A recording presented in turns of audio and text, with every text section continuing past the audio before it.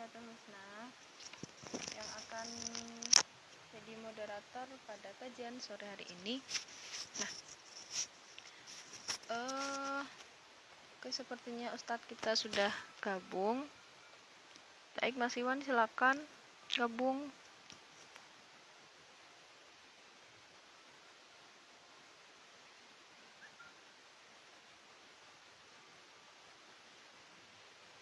Belum. Oke, kemarin kita tunggu dulu ya Ustadznya.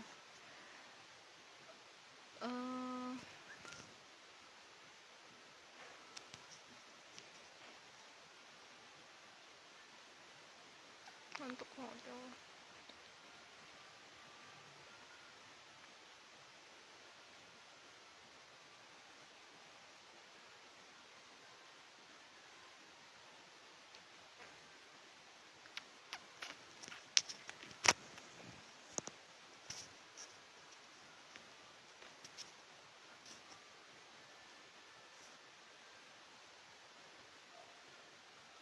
Ya, sepertinya penonton sudah mulai bermunculan. Para jemaah yang dirahmati Allah, Masya Allah. Haha. Ini mana ya? Tanya belum gabung. Mas Iwan. Apa suara saya kedengaran? Nah. Oke, kita tunggu sebentar.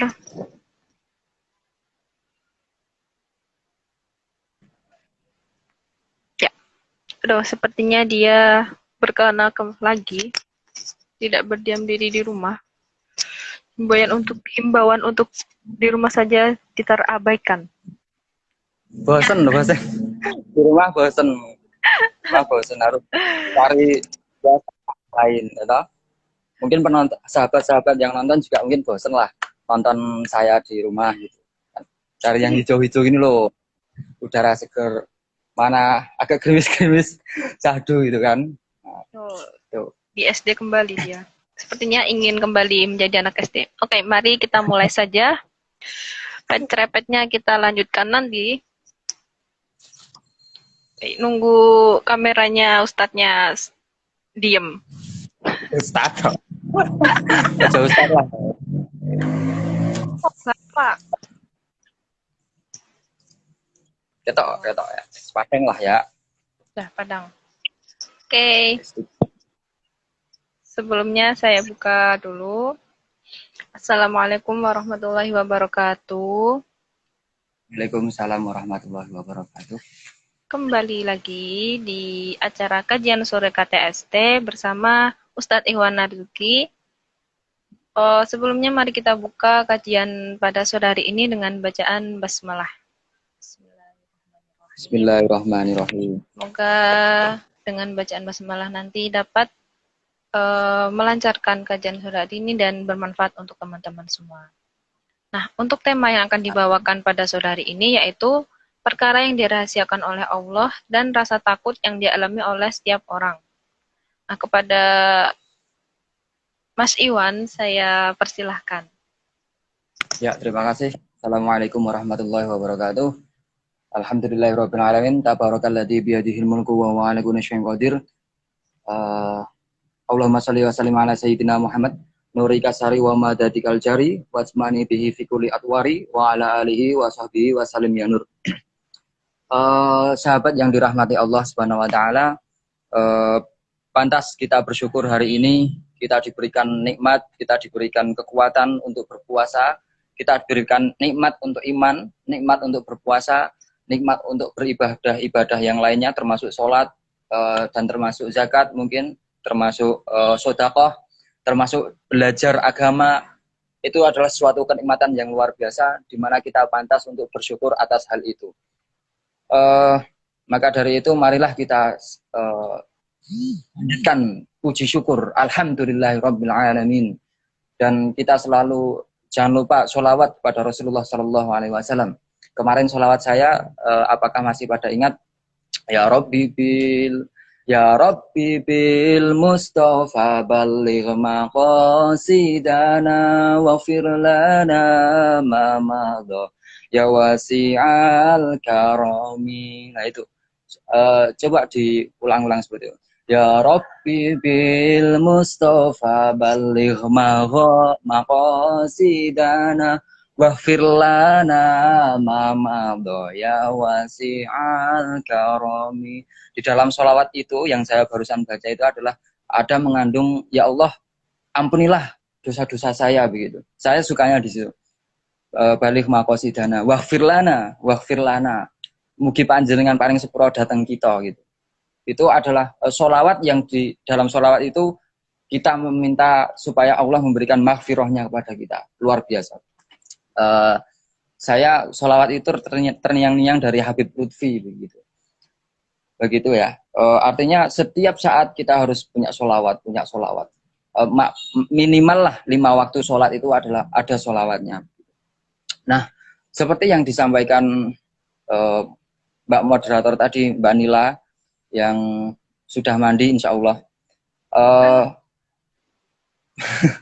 bahwa hari ini ada kita akan membahas 2 hal penting yang harus tertanam dalam diri setiap insan, setiap orang mukmin khususnya. Saya melanjutkan dari kitab Nasha'ihul Ibad. Saya tadi sudah belajar di rumah, di kamar, tapi saya untuk live-nya di luar rumah supaya sahabat-sahabat semuanya tidak bosan dengan suasana kamar saya begitu. Artinya begini, nanti kita akan membahas perkara-perkara yang dirahasiakan Allah, kemudian ada perkara-perkara yang rasa takut yang harus dimiliki oleh setiap insan. Ngomong-ngomong penontonnya hanya 1 ya, tidak masalah ya. Yang namanya ilmu agama, ya itulah susahnya gitu. Allah merahasiakan ridhonya ketika kita mencari ilmu. Bismillahirrahmanirrahim. Ila hadhihi niyah wa bi syafa'ati Rasulillah syai'ulillah lahum al-Fatihah. A'udzubillahi minasyaitonir rajim. Bismillahirrahmanirrahim.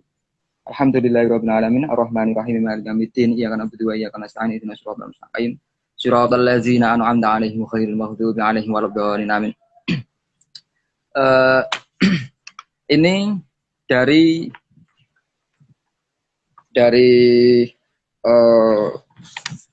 ini anginnya agak kenceng ya, agak hujan-hujan gitu. Ini dari Sayyidina Umar radhiyallahu anhu, bahwa suatu ketika sahabat Umar memberikan suatu wejangan. Qala Umar radhiyallahu anhu, innallaha katama sitatan fi sitatin. Innallaha sungguhnya Allah kataban iku ndelikne utawa merahasiakan utawa menyembunyikan sapa Allah sitatan ing 6 sitah 6 fi sitatin di dalam 6 perkara. Innallaha sungguhnya Allah katama iku menyembunyikan sapa Allah sitatan ing apa 6 perkara 6 fi sitatin ing apa di dalam 6. Nah, selanjutnya apa yang 6 perkara yang disembunyikan Allah itu? Kata maridho fi ta'atin wa katamal ghadaba fi maksiati. Kata maridho ndelikne sapa Allah ing ridhone Allah. Fi ta'atin ing dalem taate menungso. Artinya orang-orang muslim, orang-orang mukmin yang taat kepada Allah, Allah menyembunyikan ridhonya. Taate menungso ya kuwi wujude awake dhewe salat, poso, kemudian sedekah, kemudian ngaji koyo ngene, kemudian kita memberikan ilmu pada orang, bukan memberikan, sharing ilmu pada orang lain, itu adalah bentuk tawakal kita kepada Allah, bentuk taat kita kepada Allah. Taat itu kan takut, artinya takut bendune karo Allah, takut Allah murka terhadap kita. Pokoknya takut, gaweane pengen sujud terus. Itu takut pada Allah. Nah, Allah menyembunyikan ridhonya fi ta'at.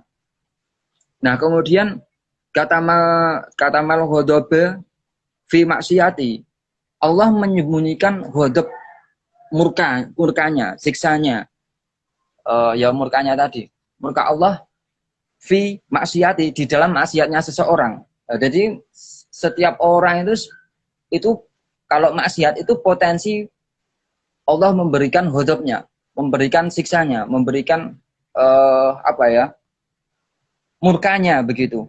Setiap orang yang bermaksiat. Saya melirik seorang cewek itu pun juga termasuk maksiat sebenarnya. Melirik terus kemudian maksiat itu kan hal-hal yang berlaku yang bisa merugikan diri sendiri, merugikan orang lain.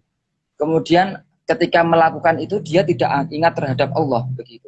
Itu adalah suatu maksiat. Nah, barang siap Allah itu sebenarnya menyembunyikan ghadabnya ketika seseorang maksiat. Makanya enjoy saja beberapa orang bermaksiat karena ghadabnya itu disembunyikan. Murka Allah disembunyikan, tidak langsung diberikan.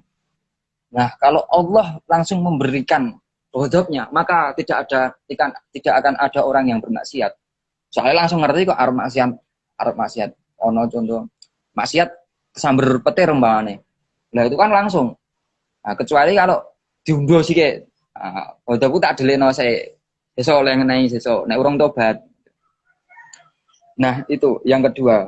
Satu tadi apa? Allah menyembunyikan ridhonya tatkala kita sedang taat. Kemudian yang kedua, Allah menyembunyikan ghadabnya ketika maksiat. Yang ketiga sekarang, wa katama lan delekno sapa Allah, menyembunyikan sapa Allah. Lailatul qadari. Lailata ing bengi qadari apa lailat qadara apa ya? Qadari apa? Lailatul qadar, malam yang spesial, malam 1000 bulan. Nah, gitu. Allah menyembunyikan kapan Lailatul Qadar itu datang. Tetapi hadis-hadis banyak yang meriwayatkan memberikan kode. Biasanya malam ganjil, malam ke-17 dan lain sebagainya. Itu adalah kode-kode. Kalaupun hakikatnya sebenarnya Allah lah yang lebih tahu kapan Lailatul Qadar yang sebenarnya itu tiba turun begitu.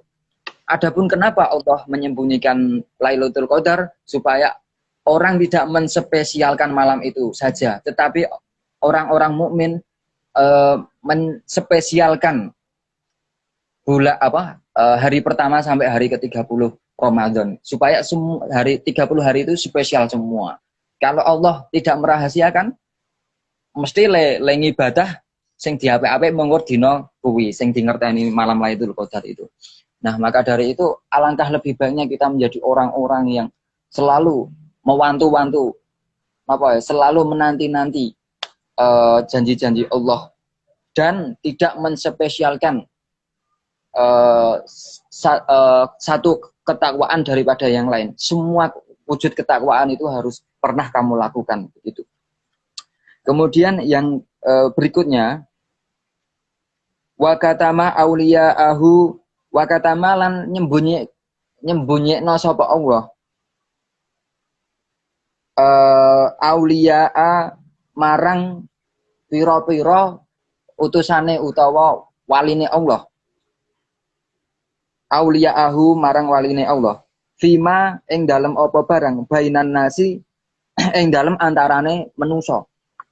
Nah, artinya Allah itu kan punya wali. Wali kalau dulu yang terkenal ya Syekh Abdul Qadir Jailani. Syekh Abdul Qadir Jailani itu kan walinya para wali. Nah, artinya di dunia ini ada namanya wali. Yang wali itu dia adalah salah satu kekasih Allah setelah Rasulullah. Nah, wali-wali itu fungsinya adalah menjaga bumi ini agar kemaksiatan, agar kerusakan-kerusakan di dunia ini bisa diantisipasi oleh wali-wali itu. Nah, biasanya layak riful wali ilal wali. Tidak ada satu wali yang mengetahui wali satu dengan yang lain itu adalah seorang wali. Layak riful wali ilal wali. Nah, Allah menyembunyikan siapa wali sebenarnya. Di Sindut ini mungkin ada salah seorang wali. Mungkin di Jeddah ada seorang wali. Di Bantul ada wali. Tapi Allah merahasiakan siapa wali itu. Barangkali orang gila adalah seorang wali. Barangkali orang yang waras kaya raya dia adalah wali, tetapi Allah merahasiakan. Begitu. Karena terkenal Suroto, Suroto itu mungkin wali. Siapa yang tidak tahu Suroto mau kiri itu mungkin wali.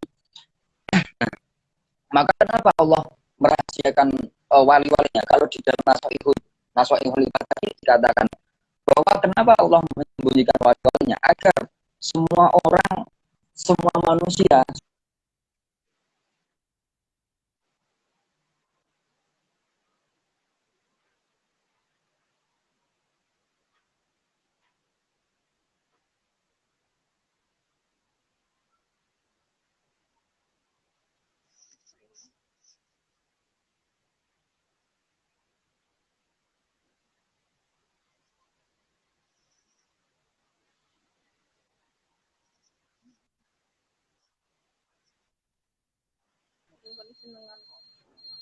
halo, Halo, Kak putus kenapa tadi? nggone jenengan kok. Oh ya. Nah, saya ulangi. Oh, tadi sudah sampai wakatama aulia alhu fima bayanan nasi. Dan Allah menyembunyikan siapa wali-wali Allah di antara manusia-manusia yang lain. Kenapa Allah menyembunyikan wali-walinya? Supaya orang tidak menspesialkan. Umpama si A adalah wali. Kalau orang-orang tahu si A adalah wali, maka akan banyak orang yang datang ke situ. Jaluk dongo lah, jaluk berkah lah, jaluk lancar rezekinya lah, jaluk pinter sekolah lah, dan lain sebagainya.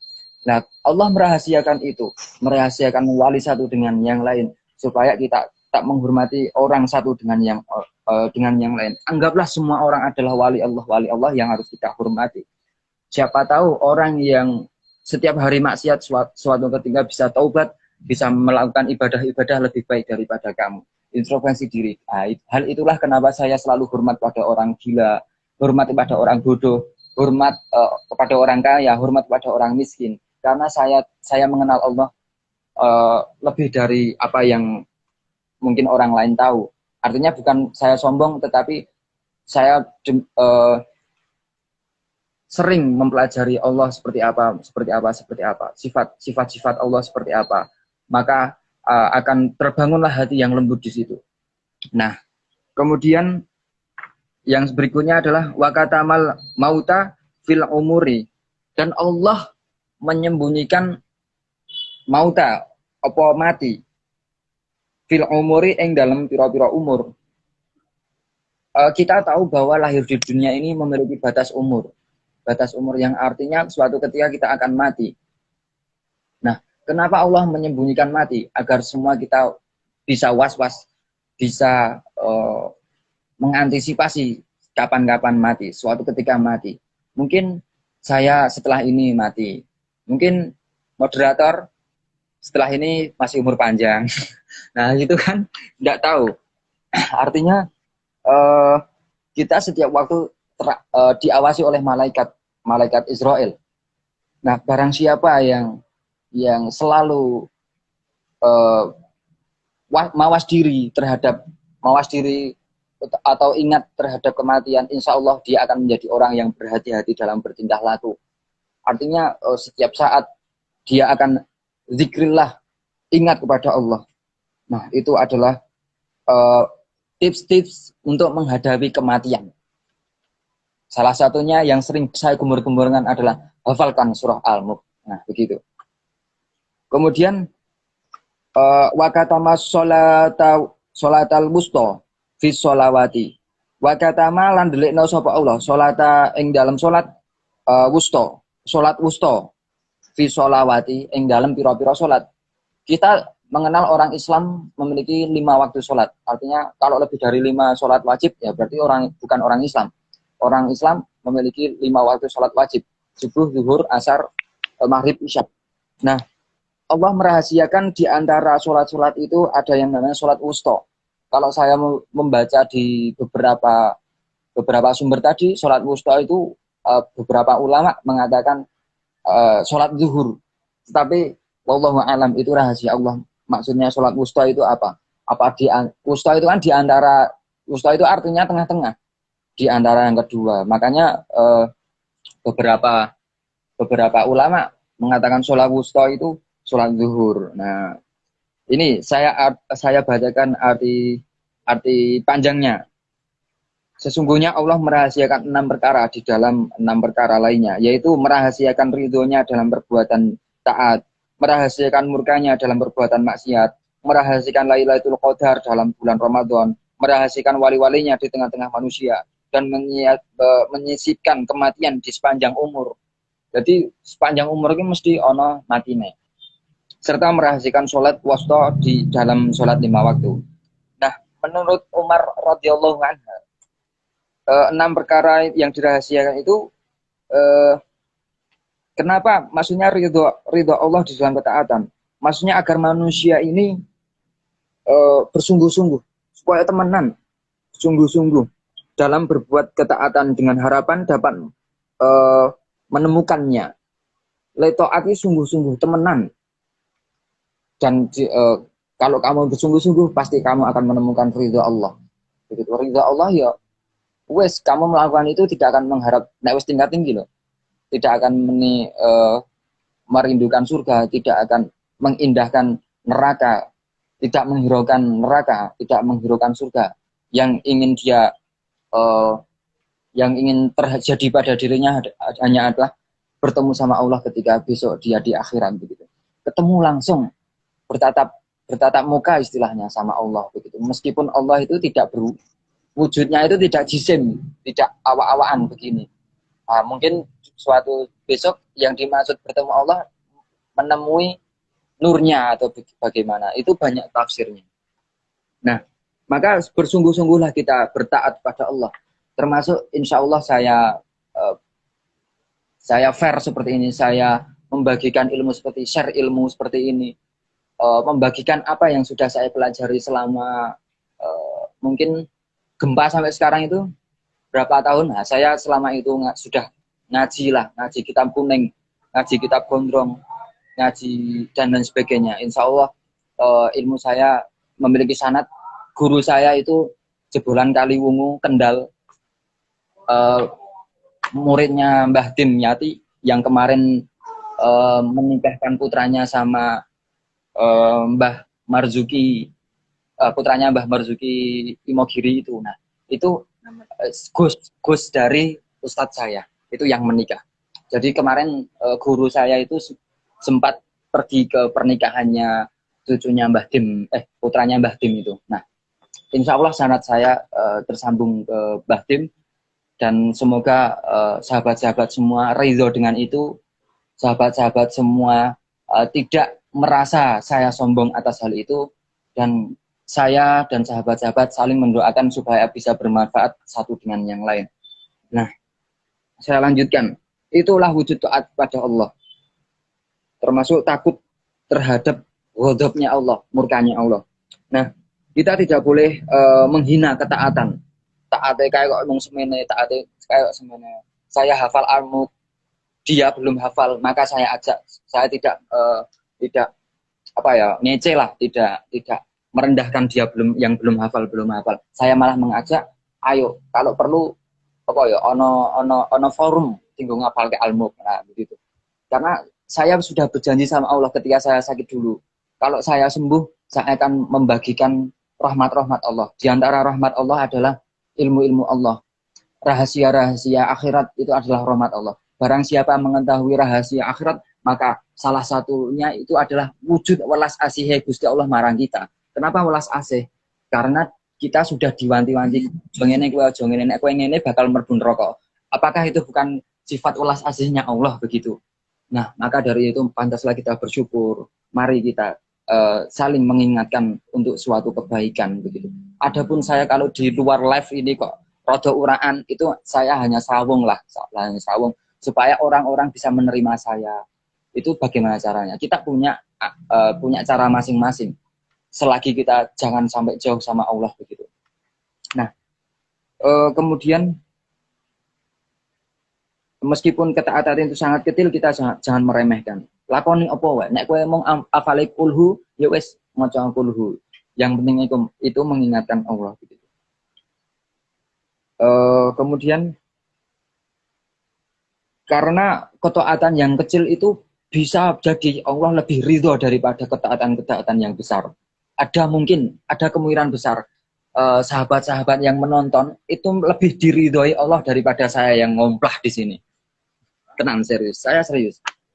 Daripada saya yang demi mil cerewet di sini, mungkin Allah lebih ridho kepada kalian-kalian sahabat yang mendengarkan saya. Nah, itulah rahasia Allah. Siapa yang tahu? Nah, kemudian yang kedua, kemurkaannya itu di dalam kemaksiatan. Allah merahasiakan kemurkaannya di dalam kemaksiatan. Maksudnya agar manusia menjauhi perbuatan maksiat. Dohono. Kita tidak boleh meremehkan perbuatan maksiat. Meskipun sangat kecil. Sekecil apapun kita tidak boleh maksiat. Termasuk ngece wong dan lain sebagainya. Kemudian maksiat itu meskipun sangat kecil itu berpotensi akan memberi Allah memberi murkanya. Gitu. Karena di dalam maksiat itu terdapat kemurkaan Allah. Apapun itu. Termasuk kalian malu. Umpama apa ya? Kamu maksiat dengan seorang wanita. Kamu sebelum melakukan itu pasti malu-malu dulu toh. Ayo, yuk jalan-jalan yang di. Mesti isin-isin sih kayak.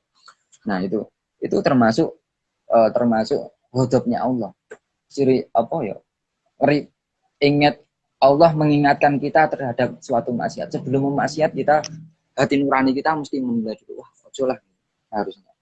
Nek wis kulino ngono ki angel. Mesti refleks. Orang yang sudah terbiasa itu akan menjadi refleks, termasuk maksiat jadi refleks. Nah, kemudian yang ketiga, Lailatul Qadar berada pada bulan Ramadan. Allah merahasiakan Lailatul Qadar pada bulan Ramadan. Kapan sih datangnya Lailatul Qadar gitu? Maksudnya apa? Kenapa Allah merahasiakan Lailatul Qadar? Maksudnya agar manusia itu bersungguh-sungguh menghidupkan bulan Ramadan. Teman-temanan lem menghidup-hidupkan Ramadan. Jangan kok le tarwih itu pas malam Lailatul Qadar tok, jangan. Tapi seluruh hari di bulan Ramadan itu Indonesia ya tarwih gitu. Sedikit ceritalah. Saat semalam kan tarwih di rumah ya. Saya sudah sering menyampaikan kalau saya tarwih di rumah itu insya Allah khatam satu juz lah, satu tarwih. Artinya 20 rakaat itu satu juz. Nah, semalam itu karena saya pusing, terus tuku ultrafu yang Mbak Ida ya, tuku ultrafu, terus pulang, saya minum obatnya, terus sholat tarwih, hampir mau selesai, kurang 1, 2, 3. 6 rakaat lagi saya malah tidur. Terus saya lanjutkan tadi setelah sahur. Nah, itu. Nah, ini tarwih yang agak nyeleneh ini. Nah, kemudian Allah sampai mana tadi? Nah, Allah merahasiakan Lailatul Qadarnya itu. Kemudian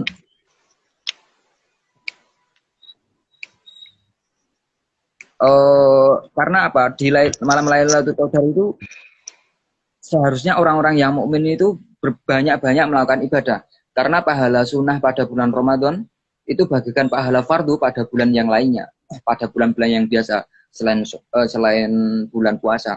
Itu pahalanya sama dengan sholat fardu. Hal itu sebagaimana yang telah diterangkan dalam sebuah hadis bahwa ibadah sunnah yang dikerjakan bertepatan dengan malam Lailatul Qadar itu nilainya sama dengan ibadah sholat fardu.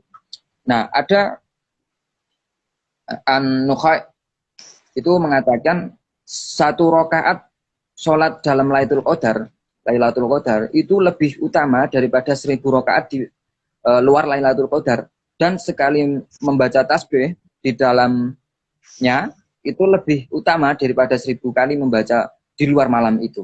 Itulah hebatnya malam Lailatul Qadar. Berapa puluh ribu malaikat turun ke bumi untuk ya mendoakan kita lah. Gitu. Dan dalam menghidupkan malam bulan Ramadan hendaklah bersungguh-sungguh. Maksudnya temenan itu sangat berharap kepada Allah. Serius.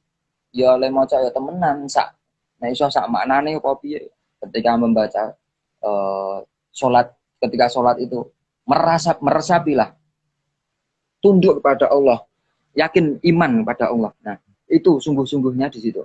Hendaklah bersungguh-sungguh agar mendapatkan malam Lailatul Qadar. Karena Lailatul Qadar itu lebih baik daripada 1000 bulan. Yaitu kalau kalau dijumlahkan malam Lailatul Qadar 1000 bulan itu hasilnya 83 tahun lebih 4 bulan. Nah, gitu. Di dalam sebuah hadis ma'ruf yang diriwayatkan oleh Imam Tobroni itu telah diterangkan bahwa Nabi Muhammad SAW bersabda sebagai berikut: "Man zana fihi aw syariba khamran la'anahullahu wa man fis samawati ila mislihi minal hauli sani."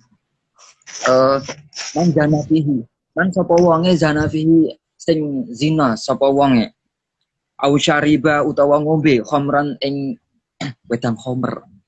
Nah, la'anahullahu mangka melanati sapa Allah, lanahu mongko nglanati sapa Allah, wa man fis samawati lan sapa makhluk ing dalam langit sing mesti malaikat ila mislihi nganti tumeka lah, ila mislihi tumeka sepadane minal hauli sani. Pokoknya intinya sampai setahun berikutnya di hari yang sama. Artinya ghadabnya Allah bagi orang-orang yang zina dan yang minum khamr itu Allah murka setahun sampai pada hari yang sama. Nah, begitu. Jadi orang yang berbuat maksiat di bulan Ramadan kemudian mati sebelum menjumpai Ramadan berikutnya, maka ia tidak mempunyai kebijakan di sisi Allah, tidak memiliki kebajikan, tidak memiliki nilai baik di hadapan Allah yang dapat menjaga dirinya dari jilatan api neraka. Oleh sebab itu bertakwalah kepada Allah terutama di bulan Ramadan. Ketika karena di bulan Ramadan ini setiap kebaikan dilipat gandakan. Nah, gitu. Jadi optimislah untuk berbuat baik di bulan Ramadan. Termasuk jenengan sahabat-sahabat semua mendengarkan ceramah kebaikan-kebaikan seperti ceramah Islam, ceramah keagamaan seperti ini, itu adalah satu kebaikan yang insya Allah dicatat oleh Allah untuk suatu kebaikan di akhirat. Itu ya. Bagi yang bertanya silahkan bertanya langsung lewat chat bisa boleh, lewat WA Mbak Nila juga boleh. Kalau lewat WA saya jangan, nanti kesela. Kalau Mbak Nila kan ngedep laptopnya nyambung wifi-nya nyambung WA, begitu. Nah, yang berikutnya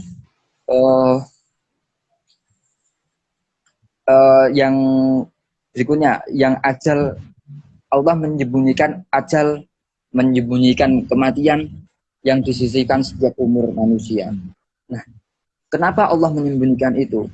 Agar manusia hendak setiap denyut jantung selalu digunakan untuk mengumpulkan bekal.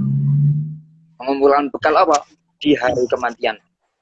Dengan cara memperbanyak ibadah. Karena siapa tahu kematian datang tiba-tiba. Nah, maksudnya begini. Kenapa Allah merahasiakan kematian? Kapan kematian kita? Kapan kita dicabut nyawanya oleh malaikat Israel? Supaya kita mawas diri, jangan-jangan sebentar lagi, jangan-jangan 5 detik lagi, jangan-jangan 1 tahun lagi, jangan-jangan 60 tahun lagi saya akan dicabut nyawanya. Makanya bersiaplah dengan setiap detik, setiap waktu, setiap saat kita selalu ingat pada Allah, selalu melakukan kebaikan-kebaikan, selalu mendengarkan kebaikan-kebaikan, selalu mengesahkan Allah, selalu mencari ridhonya dimanapun tempat. Tadi dikatakan kita harus ibadah setiap saat. Nah, bukan ibadah itu tidak hanya sholat, tapi termasuk kamu serawong, termasuk kamu membaca Al-Quran, termasuk kamu membaca belajar di rumah bagi anak-anak yang sekolah, termasuk kamu membantu orang tua, termasuk kamu menyingkirkan semut dari air supaya tidak mati. Termasuk kamu mendoakan orang tua, mendoakan teman sahabat, itu termasuk perbuatan-perbuatan ibadah yang baik. Asalkan niat kamu baik di dalam hati. Biasanya orang yang terbiasa membaca Bismillahirrahmanirrahim setiap mau berbuat sesuatu, dia insya Allah dia selalu ingat pada Allah dan diberi selamat pada Allah. Kalaupun dia sudah membaca Bismillah kemudian terjadi kecelakaan, itu adalah ujian dari Allah. Yang barang siapa ketika diberikan ujian, kemudian dia sabar, insya Allah Allah memberikan balasan yang terbaik. Itu. Nah, itu kenapa kita setiap saat harus beribadah. Niatkan setiap saat di dalam hati kita untuk melakukan, ya Allah, saya berbuat seperti ini hanya untuk beribadah kepada Engkau. Semoga Engkau mencatat ini sebagai amal yang baik. Meskipun omongan perbuatan tidak semudah omongan, tapi apa salahnya kita untuk mencoba, begitu ya. Kalau saya sendiri belum terbiasa niat baik. Yang jelas saya kalau selalu ingat pada Allah, nalikane susah, nalikane loro, itu akan lebih sering saya ingat daripada nalikane aku seneng. Makanya saya pernah ketika sakit berdoa, ya Allah, jika memang sakit adalah salah satu cara untuk Engkau mengingatkan saya kepada Engkau, maka semoga sakit ini tetap bertahan. Intinya begitu. Neng aku lali detail dong aku koyo ngopo. Tapi intinya saya pernah berdoa seperti itu.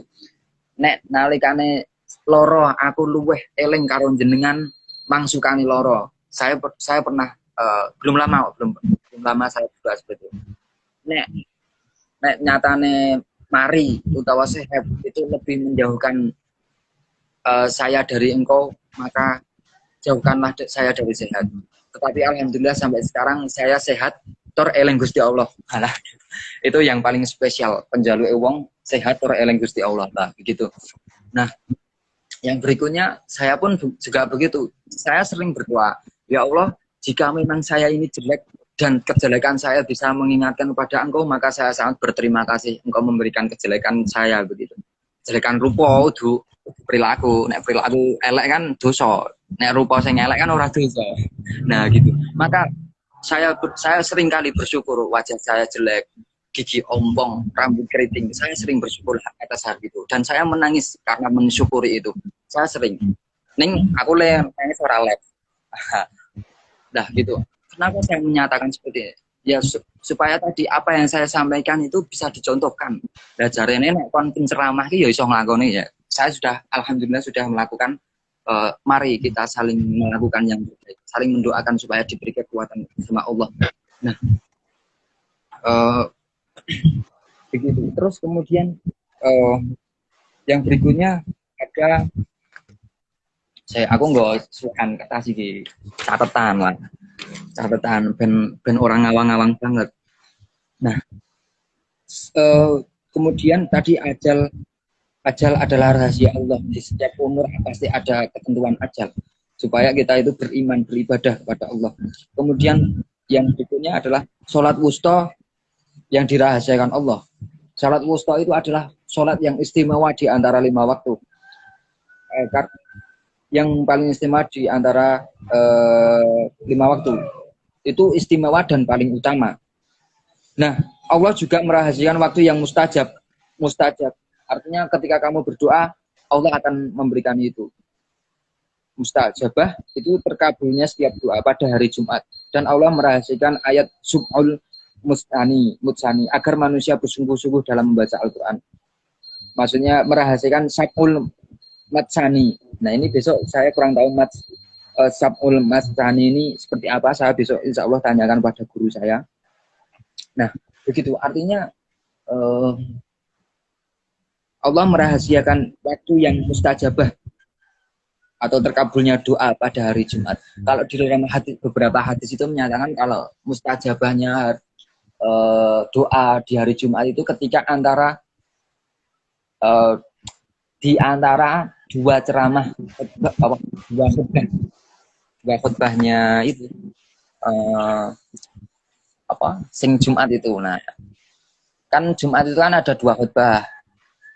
Dan penghubung di antara keduanya itu adalah dengan duduk lah. Nalikane sing pengkhotbah duduk kuwi mau lah gitu. Itu adalah waktu yang mustajab untuk berdoa. Nah, yang berikutnya di samping itu Allah juga menyembunyikan namanya yang agung. Nama Allah itu kan ada 99 Asmaul Husna. Nah, agar manusia bersungguh-sungguh dalam menyebutnya sehingga dapat dikabulkan apa doa-doanya itu. Di antara satu faktor penyebab doa itu terkabul adalah dengan membaca Asmaul Husna, termasuk mengagungkan Allah itu adalah dengan membaca Asmaul Husna. Itu alhamdulillah saya belum hafal karena belum ada niat menghafalkan Asmaul Husna. Mungkin Mbak moderator sudah hafal, ya alhamdulillah bisa dibagi-bagi ilmunya lah. Nah, kemudian Allah juga merahasiakan waktu mustajab. Nah, kemudian kita ke materi berikutnya. Namun sebelumnya ada yang mau bertanya dulu. Mungkin tidak ada ya, belum ya? Belum. Kalau haus minum, Mbak. Kok serak-serak gitu. Nah, kemudian materi berikutnya. Rasa takut yang dialami oleh setiap manusia mukmin. Innal mu'mina fi sitati anwa'i minal khawfi. Innal mu'mina sesungguhnya orang mukmin fi sitati iku ing dalam 6, di dalam 6 anwa'in perkara sing dian wedeni minal khawfi saking kang den bakal den alami. Nah, ahaduha kang yang pertama dari 6 tadi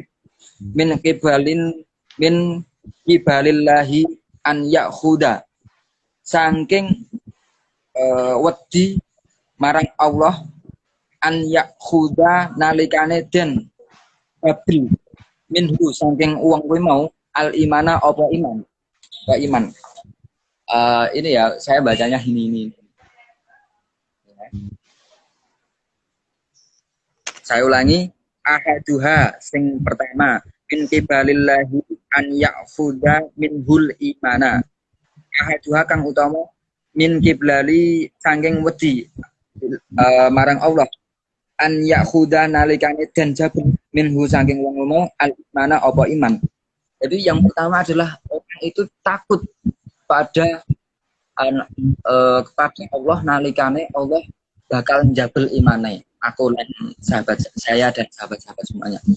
Bisa jadi setelah ini saya kehilangan iman sehingga saya tidak bisa menyampaikan materi-materi tentang keagamaan. Bisa jadi detik-detik saya mati itu Allah mencabut iman saya. Allah naudzubillah min dzalik. Saya berharap sahabat-sahabat semuanya dan saya saling mendoakan supaya tidak terjadi seperti itu, tidak terjadi Allah mencabut iman kita, semoga tidak terjadi itu. Kan rugi. Dewe wis iman ket cilik, atau ngerti-ngerti nang ngarepe mati, ngarepane dhewe arep mati ngerti imane dijabut. Ya, almuke ora kanggo dong. Kayak gitu. Nah, yang berikutnya maka dari itu kita harus berbanyak ibadah, berbanyak doa supaya iman kita dijaga. Hari semakin gelap, kayak aku lah peteng. Yang berikutnya wasani lan nomor loro min kibalil hafadzati saking wedi nalikane napa nggih nalikane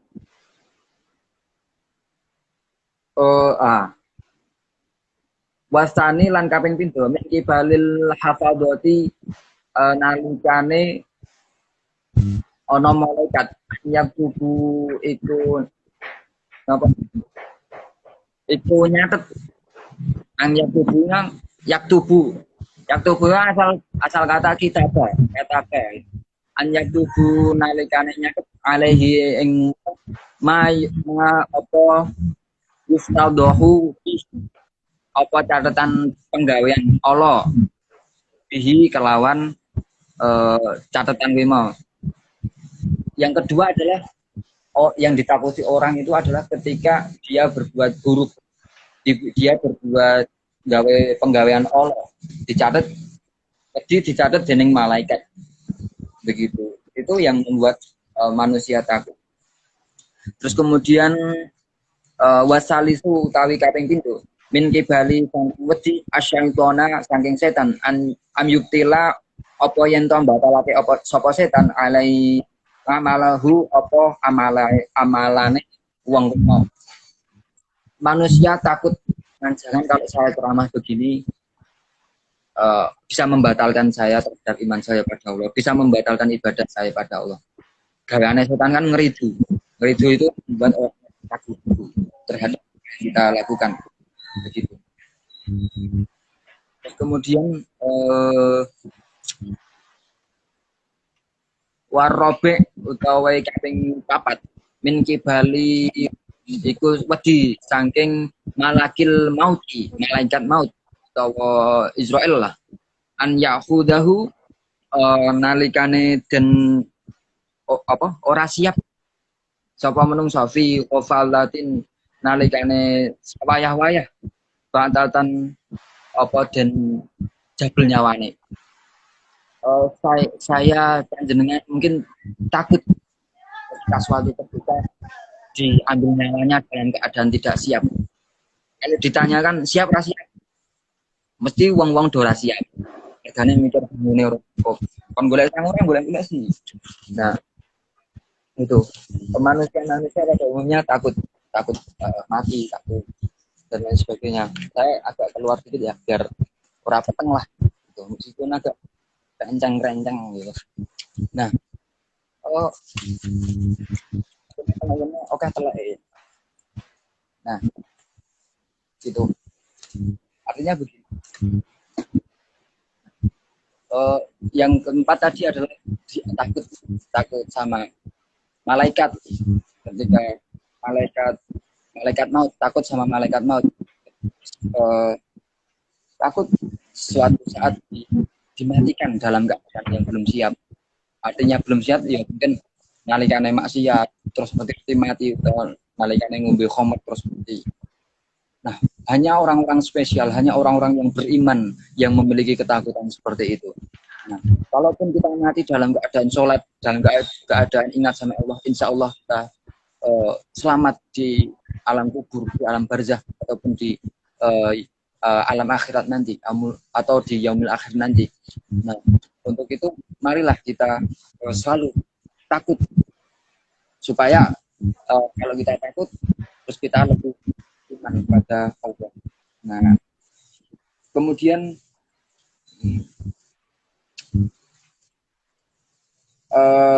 wal khamisu lan kaping 5 mencibali saking wedi ad-dunya atau dunya apa dunya kan ya ketaro biha nalikane apa itu bisa menjadikan kita lupa biha kelawan dunya patus ilahu lan jadi apa ya mantel-mantel utawa lari anu akhirati marang akhirat.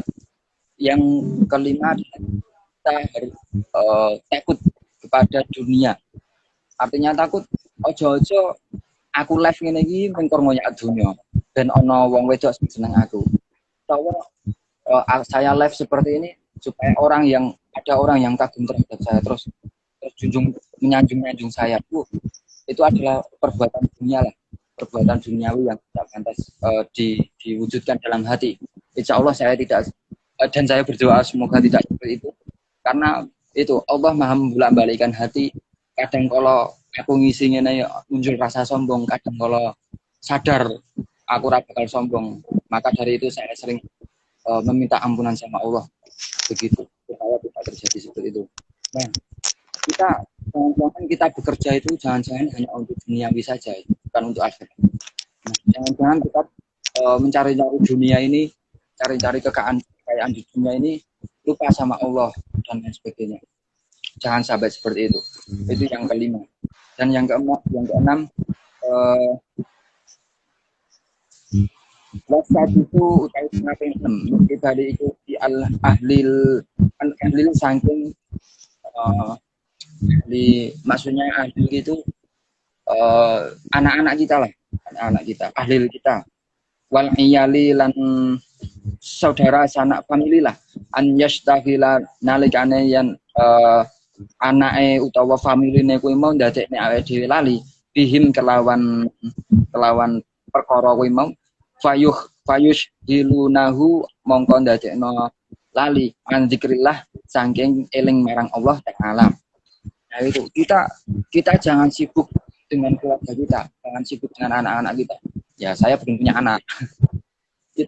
Kita jangan sibuk dengan mereka. Ingatlah pada Allah. Tetapi kecuali kalau memang orang tua kamu, anak-anak kamu itu bisa mengingatkan kamu pada Allah, itu silahkan, tidak apa-apa. Antara famili, keluarga, anak itu harus punya kerjasama untuk selalu ingat terhadap Allah begitu. Nah itu ya, itu materi dari kita. Kalau ada yang mau bertanya.